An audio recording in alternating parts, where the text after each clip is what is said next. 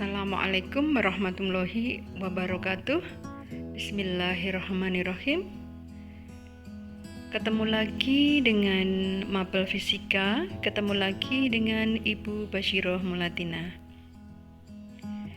Untuk pertemuan kali ini kita membahas tentang bab 2, yaitu pengukuran. Materi yang akan kita bahas di sini adalah besaran, satuan, dan dimensi. Untuk pengertian besaran adalah sesuatu yang dapat diukur, mempunyai nilai, dan dapat dinyatakan dengan angka-angka. Mungkin materi ini sudah pernah kalian pelajari pada waktu kalian masih di SMP atau di MTS dulu. Jadi, di dalam fisika itu banyak sekali nama-nama besarannya. Jadi, sesuatu yang dapat diukur, mempunyai nilai, dan dapat dinyatakan dengan angka-angka. Di sini bisa kita ambil contoh, misalkan sesuatu yang dapat diukur itu adalah panjang suatu meja. Kita mengukur panjang suatu meja itu menggunakan alat ukur apa? Misalkan meteran. Setelah kita mengukur, kita akan mendapatkan apa? Nilai. Dan nilai itu bisa dinyatakan dengan angka. Jadi itulah pengertian daripada besaran. Sekarang kita lanjutkan anak-anak. Pengertian besaran tadi sudah dijelaskan. Sekarang besaran itu sendiri dibagi menjadi dua, yaitu besaran pokok dan besaran turunan. Besaran pokok itu adalah besaran yang satuannya telah ditetapkan lebih dulu dan tidak diturunkan dari besaran lain. Jadi itu besaran pokok. Sedangkan besaran turunan adalah besaran yang diturunkan dari besaran pokok. Jadi di sini faktor utama bisa terjadi besaran turunan atau bisa ada besaran turunan karena adanya besaran pokok. Atau dari besaran-besaran pokok itu diturunkan menjadi besaran turunan. Sekarang kita lanjutkan anak-anak. Kalian perhatikan tabel besaran pokok yang ada di slide ini. Besaran pokok itu ada 7, tidak asing lagi buat kalian, yaitu panjang, massa, waktu, suhu, kuat arus, intensitas cahaya, dan jumlah zat. Urutannya bisa kalian bolak-balik, tidak apa-apa. Satuan dari masing-masing besaran pokok adalah panjang satuannya meter, lambang satuannya m, massa satuannya kilogram, waktu sekon, suhu Kelvin, kuat arus ampere, intensitas cahaya kandela, jumlah zat mol. Sekarang kita lanjutkan dengan tabel beberapa besaran turunan. Sekali lagi, besaran turunan adalah besaran yang diturunkan dari beberapa besaran pokok. Jadi, untuk lebih memudahkan kalian memahami mana yang besaran pokok, mana yang besaran turunan, hafalkan saja 7 besaran pokok itu. Kalau ada pertanyaan selain 7 besaran pokok itu, berarti semuanya masuk dalam besaran turunan. Di sini di tabel dituliskan beberapa besaran turunan, satuannya, simbol, serta lambang satuan dasarnya. Nanti akan Ibu Basyirah terangkan juga bagaimana membuktikan dari suatu besaran turunan. Oke, kita lanjutkan anak-anak. Oke, sekarang kita lanjutkan satuan. Tadi di atas kita sudah belajar tentang besaran. Sekarang satuan. Satuan adalah sesuatu yang digunakan untuk menyatakan ukuran suatu besaran atau pembanding dalam suatu pengukuran besaran. Jadi sesuatu yang digunakan untuk menyatakan suatu ukuran besaran itu namanya satuan. Ingat, di dalam fisika setelah nama besaran pasti diikuti dengan nama satuan. Satuan itu dibagi menjadi dua, yaitu MKS dan CGS. MKS itu meter, kilogram, sekon. CGS itu sentimeter, gram, sekon. Sekarang kita lanjutkan dengan dimensi. Dimensi itu adalah bentuk penulisan suatu besaran menggunakan lambang besaran-besaran pokok. Jadi penulisan suatu besaran dengan menggunakan lambang. Jadi dari 7 besaran pokok itu mempunyai lambang dimensi sendiri-sendiri. Biasanya penulisan lambang dimensi itu didahului dengan tanda kurung siku. Sekarang kalian perhatikan tabel beberapa besaran baik pokok maupun turunan dengan dimensinya masing-masing. Kamu lihat besaran pokok dulu, yaitu panjang, satuannya meter, lambang dimensinya L besar.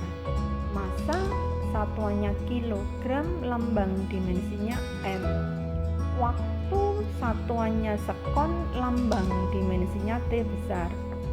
Watt arus listrik satuannya ampere, lambang dimensinya I besar. Suhu satuannya Kelvin, lambang dimensinya theta. Dan seterusnya. Oke. Di sini juga sudah dituliskan beberapa dimensi dari beberapa besaran turunan. Nanti juga akan Ibu Basyirah terangkan bagaimana cara mencari dimensi dari besaran turunan. Oke, sampai di sini bisa dipahami anak-anak? Oke, sekarang kita lanjutkan. Setelah kalian tahu apa yang dimaksud dimensi, kegunaan dari dimensi itu satu, untuk analisis dimensional. Analisis dimensional adalah suatu cara untuk menentukan satuan dari suatu besaran turunan dengan memperhatikan dimensi besaran tersebut. Itu apa maksudnya? Nanti akan dijelaskan lebih lanjut oleh Bu Basyirah. Yang kedua, kegunaan dimensi adalah menunjukkan kesetaraan beberapa besaran.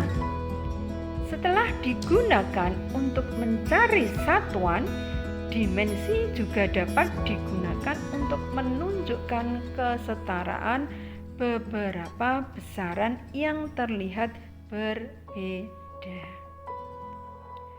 Oke anak-anak, tadi Ibu Basiroh sudah menjelaskan tentang apa besaran, satuan, dan dimensi. Oke, sekarang kita mencoba membuktikan satuan dari besaran turunan. Atau kita membuktikan dari suatu besaran turunan apakah benar itu diturunkan dari besaran pokok. Di sini kita ingin menentukan besaran turunan luas. Langkah-langkahnya, yang pertama, tulis simbol besarannya. Luas itu simbol besarannya adalah A besar. Setelah itu tulis rumus besaran luas, yaitu panjang kali lebar. Panjang termasuk besaran pokok, satuannya meter. Lebar itu di dalam atau lebar itu masuk dalam besaran pokok panjang, satuannya meter juga. Jadi besaran turunan luas yang simbolnya adalah A tadi dengan rumus panjang kali lebar bisa didapat satuannya adalah meter kuadrat. Karena panjang satuannya meter, lebar satuannya meter. Meter kali meter sama dengan meter pangkat 2 atau meter persegi. Oke, sekarang kita lihat yang lain. Besaran turunan kecepatan. Apakah betul besaran turunan kecepatan diturunkan dari beberapa besaran pokok? Sekarang kita buktikan. Kita tulis dulu simbol besaran kecepatan V. Kita tulis rumus besaran kecepatan adalah perpindahan per waktu. Perpindahan termasuk besaran pokok. Besaran pokok apa? Panjang, satuannya meter. Waktu termasuk besaran pokok juga, satuannya sekon. Sehingga kecepatan yang rumusnya S per T, S satuannya meter, T satuannya waktu, sehingga kecepatan satuannya meter per sekon. Jadi kalau begitu kecepatan itu diturunkan dari besaran pokok panjang dan besaran pokok waktu. Bisa dipahami anak-anak? Oke, sekarang kita lanjutkan rumus atau kegunaan daripada dimensi yang pertama tadi. Kegunaan dimensi yang pertama tadi adalah menganalisis persamaan hubungan antara perpindahan, kecepatan, dan waktu. Jadi di sini di soal ini kita ingin menyelesaikan kegunaan dimensi yang pertama, yaitu untuk menganalisis persamaan hubungan. Di sini misalkan hubungan antara perpindahan S, kecepatan V, dan waktu T. Ketiga besaran S, V, dan T itu kalau dihubungkan muncullah rumus yang namanya rumus jarak. S sama dengan V kali T. Di sini yang kita buktikan atau yang kita analisis, apakah dimensi ruas kiri S sama dengan dimensi ruas kanan yang perkalian V kali T. Sekarang kita buktikan. S itu adalah jarak, satuannya meter. V kali T itu artinya kecepatan dikali waktu, satuannya kecepatan meter per sekon dikali waktunya adalah sekon. Yang atas punya sekon, yang bawah punya sekon, bisa dicoret. Sehingga tinggal satuannya meter. Jadi S satuannya meter, V kali T setelah kita cari tadi satuannya adalah meter. O berarti bisa disimpulkan bahwa ruas kiri dan ruas kanan adalah sama. Sama-sama satuannya apa? Meter. Lambang dimensinya apa? Lambang dimensinya untuk meter itu adalah L besar. Oke, sekarang kita lanjutkan kegunaan dimensi yang kedua, yaitu untuk membuktikan kesetaraan antara dua dimensi besaran turunan.